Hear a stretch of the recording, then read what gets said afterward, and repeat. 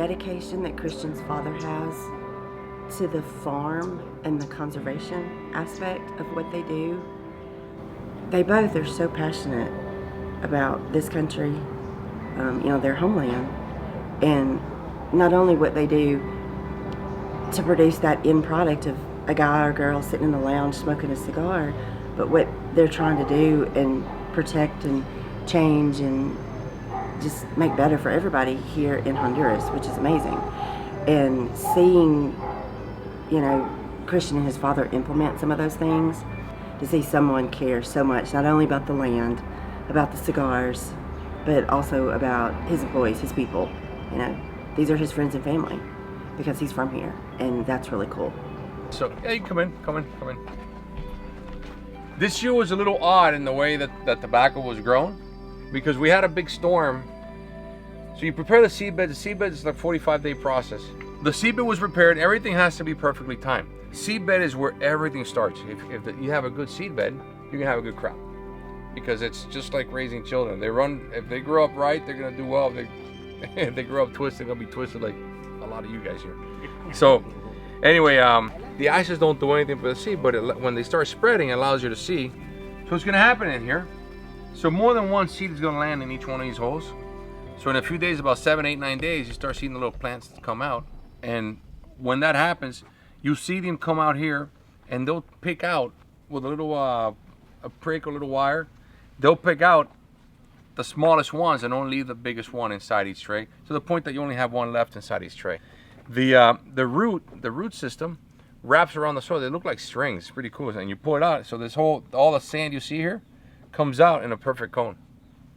And then we'll see the transplanting, and we have this machine, which sadly you won't be able to see, but it's transplanters is this the revolver with a chute, and then they put the plant in there.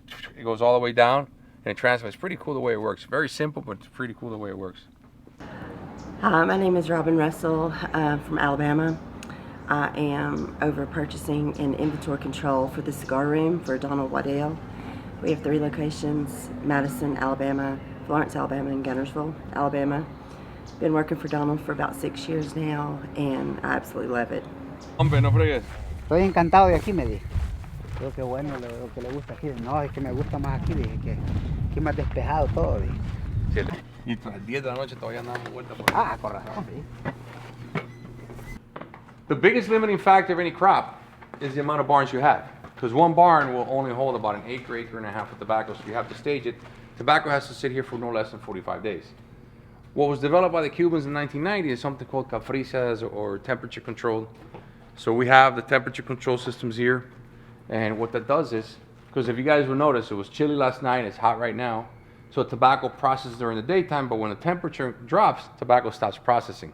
When you add and you change the environment, you control the environment, the tobacco gets to a point where now it's working. Instead of 45 days, you can actually get it out of here by probably about 38 days. So maybe you gain a week on the system, and you're able to do it more evenly.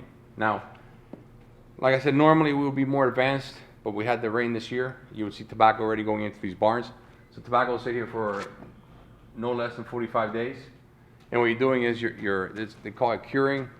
You're getting all the chlorophyll and you're drying the tobacco. If we want a candela, the green wrapper, the stuff that we use for the yogurts, half of the yogurts, you would put these grills down here at 120 degrees. And what they do is they dry the leaf, but they seal the chlorophyll inside it. That's why stuff tastes so nasty. I remember candela cigars were really a Chicago, New York thing in the 70s. Grassy, right? Yeah, man, grassy, because it is grass. Yeah, It was exactly grass. But what happened with that ogre, something weird happened with that ogre with the Habana. They actually made a really good marriage. And the seed that's used for that candela, you can use any seed. The one that was most popular in the 70s is one called Moonlight seed, which is one of the varieties of Connecticut. And so my father still does it for us now. So we're making the ogres here. So we'll use some of his tobacco to do it. He loves doing it. The main thing is, this tobacco, right now is January 24. This tobacco is not going to be in a cigar until July 2025. Candela, January 24, it'll be in a cigar in February 2024. 48 hours, man, done. No cure, no nothing. It's done once you finish it. So this is what I want you guys to do. I want you guys to, so we have different experiments here and little experiments on the other side.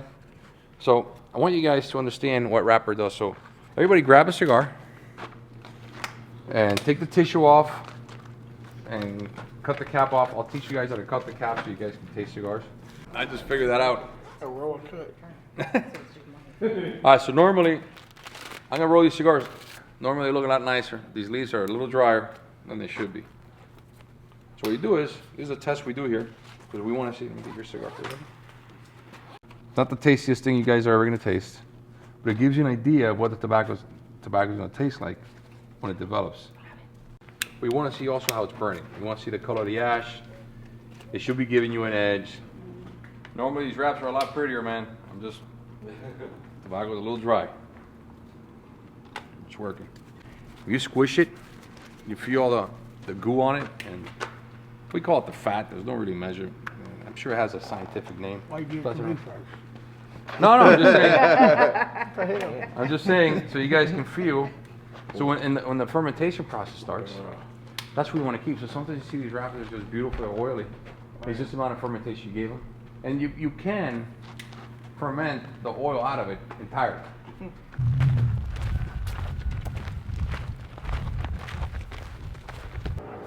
You know, Christian has an amazing outlook on what he wants to do, and the future for what he's doing is amazing.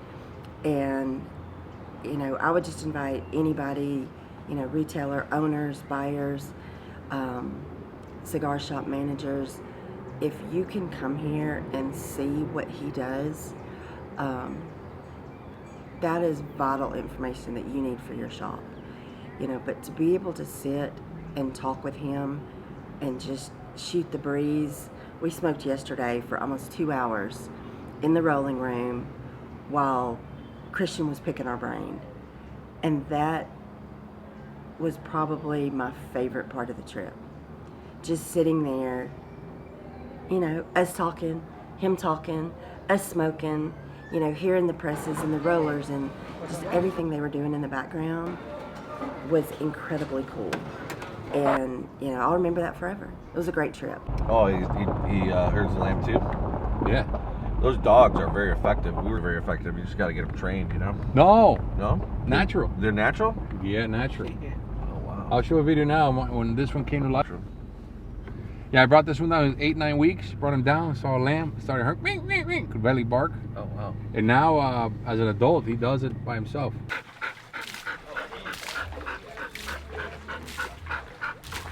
No, he's done, man. It's scary because I saw the other one come out. I saw he was chasing that lamb. Hang on, Spencer. I can watch that guy all day long. But the lamb come in, the lamb they'll eat, and because all the product is natural, their droppings are good for it also, but lamb don't like eating tobacco. They're really, really good. And they reproduce like crazy. I don't know, I think my father gives X amount to the workers at the end of the year. Because now when the season starts, we have Honduras traditionally used to have 6 months wet, 6 months dry. El Nino and then La Nina, the weather patterns have completely changed, shifted our patterns. So now you'll have dry 9 months of the year, so water is an issue. And then last year it was wet 8 or 9 months of the year.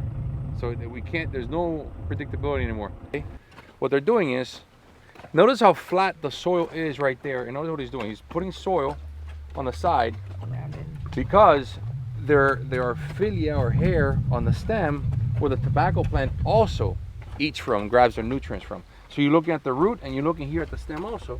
These hairy little things where they absorb nutrients from.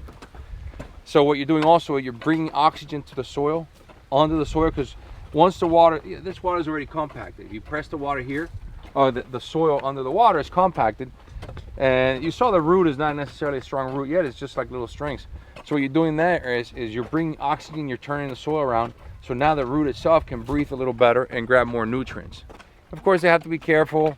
You see that plant, for example, is a small plant right there, it's not very big, so it's gonna get covered up. And they're always gonna be inspecting all the time.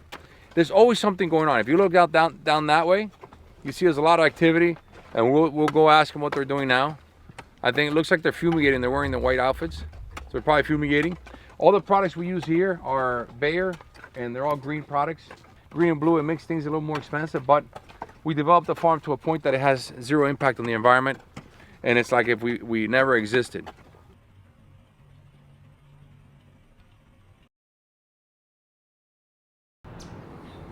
I knew it would be beautiful. I knew the cigars and the people and the conversations and just the factory, the tours, the farm would be absolutely amazing. Wasn't really scared or apprehensive about the trip at all. The flight was great. The roads are a little tricky. The drive. It's a lot. It's not like being in the United States, and the roads. It's driving like we've never seen. It's defensive driving on steroids, and I think once I got used to that, Buenos dias!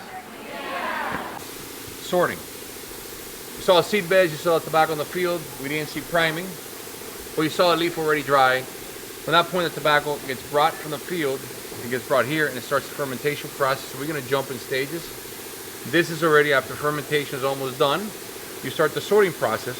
At this point, this is Sumatra seed. So at this point, the tobacco already gave you pretty much the color that she's going to give you.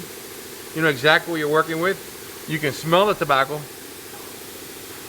You can already, feel free, man. Just go in there, take a few leaves, and just stick your nose deep inside. You can already smell it. She has leaves here that she's pulling out, and she's gonna pull these out, and she's determining whether it's wrapper or binder. Filler, we already separated because we already knew the quality wasn't that good for filler. So this is gonna be, you got wrapper, and binder, and half binder. This is gonna be a half wrapper. Actually, it's got some holes here, so it's gonna be binder completely. So we'll go to a different stack. This is where I learned most of my tobacco. I would sit there for days and days and days when I moved here. I would do it twice a week. I loved it. It's the hardest part. It's the part I enjoy the most. Sumatra isn't a real full body tobacco. So if this were Corojo, one of the Habanos, man, the smell, you can smell all these cream, and we'll see it right now, and you'll feel it right now when doing the fermentation. You get all the different smells, and I get a lot of ideas. Yeah, I get my ideas from the blends and smelling the tobacco with this process and fermentation. And this is probably why I don't use that much Sumatra, because I've never really I don't get many smells from it. Doesn't mean it's good or it's bad, it's just my particular taste. Stuff I like working with. So, yeah, it doesn't really lift that much. We'll go look at some fermentation. I have always loved the Eiroa Dark. Always. I'm a full-bodied girl anyway, and it's so good. Getting to smoke it here, with all of our friends that we've made, because now all of the retailers we came up with are now friends, even though they're from all over the country.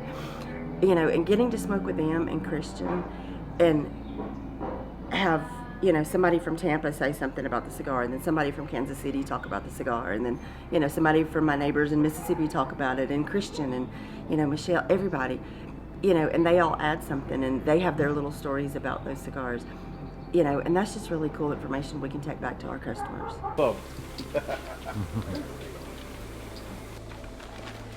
This is a Habano, and this tells you the whole story.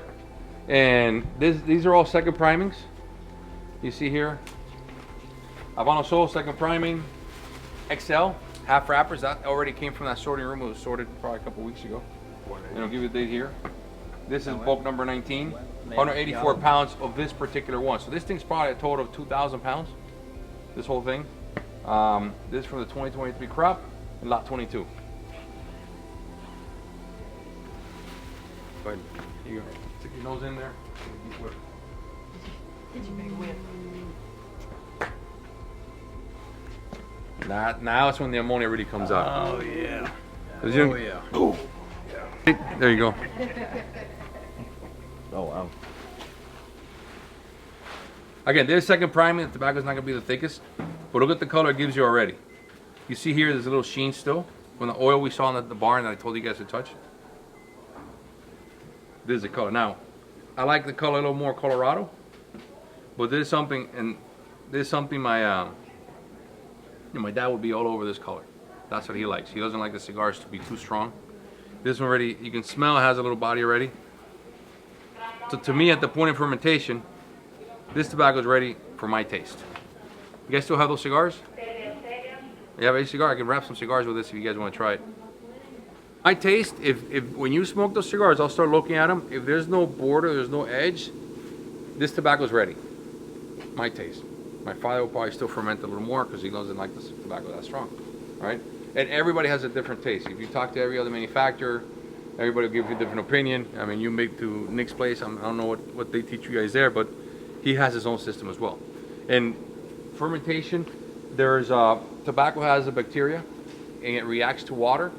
It changes the color to dark and also gives off heat. The chemical process gives off heat. The heat evaporates the moisture. So you have to constantly keep adding moisture to the tobacco. So what's called flipping bulk, which whatever's on top goes to the bottom, whatever's on the outside goes on the inside. So you rotate everything, so you give it proper treatment. If the priming is a low priming, the tobacco is probably 2 months, 3 months, you're done. This is a second priming, so this one's not going to take very long. If it's a fourth or fifth priming, it might be 16, 17 months. It takes a very long time. The thicker the tobacco, the longer it's going to take for fermentation, and the more careful you have to be, because it's easy to just get tempted to let the temperature rise a lot more. Usually we go 104, 105 degrees. I don't like going past 107, 108. On the Colorado, we keep it real low, 103, 104 degrees. Because the Colorado, I take second priming and third priming, the Eiroa Colorado, and I just want that Colorado color. I don't want to get too dark, and we control the moisture that we add to it as well. And there's no science, it's just the way we do it. So now you guys smell this tobacco already. It smells different than Sumatra. So this tobacco would inspire me a lot more to my taste, but maybe my father can smell it, he can pick up different scents, and he can enjoy it differently than I would, Yeah, you tell them exactly what you want, you pick some and tell them, listen, this bag, that bag, and they'll walk you through it, what it is that you like, and then just cut the little piece of paper and then you give it to them. I love the cigar that I got to blend. I like Habano. I was really trying to pick a Mexican San Andreas because I like it. And I wanted a little bit of Ligero, and Christian and his team laid out, 30 bags that just had numbers and codes on them. Try to come up with a wrapper and a binder and a filler that we thought would be amazing. So I remember when I did mine, to be honest, I think I did. You can mix these. Yeah, anything down here in these dual colored bags is going to be your filler. Feel free to mix whatever you'd like. Obviously one wrapper, one binder, and then however many fillers you want. I recommend 2 to 3. Of this? Yeah, absolutely. Yeah, maybe a ligero or a seco, or maybe a couple ligeros, couple secos. And I watched them roll that cigar. I watched them completely finish. They gave us 5. I thought we were just going to get 1, so I felt selfish that I was not going to be able to share this with anybody. Then they gave us 5, and I thought, okay, I'm going to give 1 to my boss, I'm going to give 1 to my husband, I'm going to smoke another one, and that leaves me 1 more left over. So I'm going to wait for like a year and then smoke it again. And then last night, for our last night party, he gave us a whole box of our cigar that we blended to take home. And we didn't know that, and it was amazing. So now I get to share that. So I'm really hoping that one's going to be my new favorite, because I accidentally chose, sort of on purpose, the Habano, the Mexican San Andreas, and the Ligero.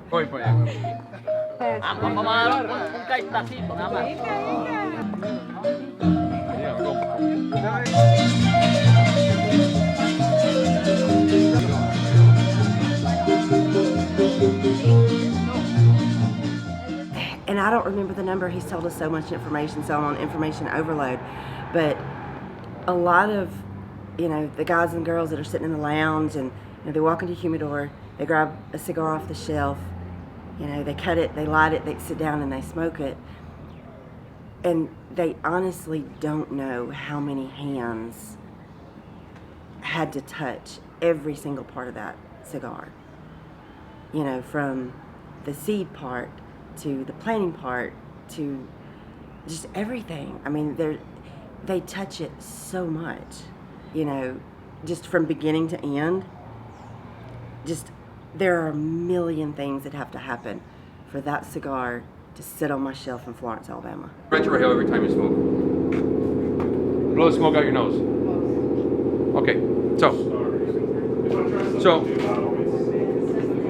when you're gonna walk into a room right now, only breathe in and out your mouth. Do not use your nose. Unless you really just want to clean your sinuses. Until the very end. Because I want you guys to completely understand why, if you don't retrohale, you have never smoked a cigar in your whole life. You've never tasted a cigar. You've been pretty much eating bubble gum with a wraparound, kind of a thing. So, once you get this and you begin to understand it, you begin to understand how the flavors really develop and how important the ammonia is to the flavor of the cigar. So here we're gonna have the barrels. My father designed these back in the 90s, because before, when the tobacco, you guys smelled those leaves I pulled out, right? And people like to air them out. Before they were being aired out manually, causing a lot of damage, and it really wasn't a very good system. So my father developed this system, and he puts in these big barrels, and the barrels spin around. They spin around. When they spin around, the leaf, the hand, it's called the hand of tobacco, it opens up, and it airs out, and lets go of the ammonia gets trapped in the middle, all that out. My father shared it with a leaf of tobacco shared it with a bunch of other people. So now it has like, I know Jonathan Sands used to publish that he invented it. I think Nick Perdomo said that he invented it. I mean, the real origin is back in the 90s. It was a pretty good system. Smart, man, the way it works. I don't know if I agree with it 100%, because again, I like my tobacco a little more body, but for airing it out is good. It's a strong room. Only use your mouth, do not use your nose. At the very end, you can use your nose if you want. And then you feel, but I do want you guys to do it at the end, because I need you guys to understand why you have to blow the smoke out your nose to really enjoy a cigar. And why I even show you guys to cut the cigar, the palate up that way, okay? We're trying to make sure I know. Oh my God. So that's what you're missing out on. If you don't blow the smoke out your nose. So you see the process, right? Shit. These guys laugh. The problem is I got a dog in here. You guys pick on me all the time. But it's just the taste is here. And that's, and I wish I had the verbiage to describe what other people do with the nuts and nutmeg and all this crap. I can't do it, but anyway, it tastes good, it tastes bad, and it's what I enjoy. And I'm thinking, this took days, weeks, months, to perfect this one thing. Just smoke a little slower and enjoy it. Now that you know what all goes into it, you want to say, don't rush through that. Don't light it like that. You want to smoke and enjoy every single, millimeter of that cigar. And sweet. Yeah. So we'll put in this one is the fillers. What we're doing is these fillers. This is called frog stripping. You strip the vein. We use we strip probably half to only 1/3 of the leaf. Other countries they'll do 2/3 of the leaf also. Dominican, I've seen that they do 2/3. I don't know if they do it anymore, but I've seen it before that way. And what they're getting tobacco at the regular moisture level here. Before they pack it, they'll do a lot of this. They'll shake it. They'll separate each leaf so they don't stick to each other, because they're going to sit in a bale. And you'll see the process now of the bale. The bale gets compressed with a hydraulic press, and the tobacco is going to sit there for. It could sit there for 2 weeks. You could sit there for 35, 40 years. I've used tobacco 50 years old before. There was when we bought Camacho back then, he had some tobacco from 1962 that sat there for 40 something years, and it was a pelo de oro from Escambray, this nice area in Cuba. Tobacco didn't taste like much, but it was tobacco nonetheless. So anyway, and you want to keep the room without any movement, no air. Notice how the smoke is not even moving right in front of you. Mm-hmm. It just sits still, because you want to protect and maintain. Everything has to be climate controlled. And then you got the heaters, and if you have to add moisture, but you got to keep the same level. I'm going to press it. Oh, you'll see it now.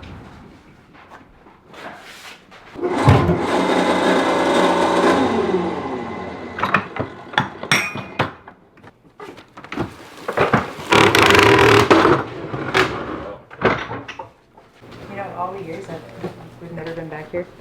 On this one? No. No? That's why I was like, oh, you guys are going somewhere else. I was like, I've never been here. Too pretty club. Serious salespeople, man. The wrappers will go in boxes. Wrappers get a different treatment. Yeah. Wrapper, you got to be a lot more careful. You can't break it. This trip was incredible. The mountains are beautiful. The land is beautiful. The hotel, the factories, the farms, everything. The people have been so nice to us. and you just need to go. You need to come down here to Honduras and see what makes that stick sitting on your shelf in your humidor. You know, it just makes it 100% better.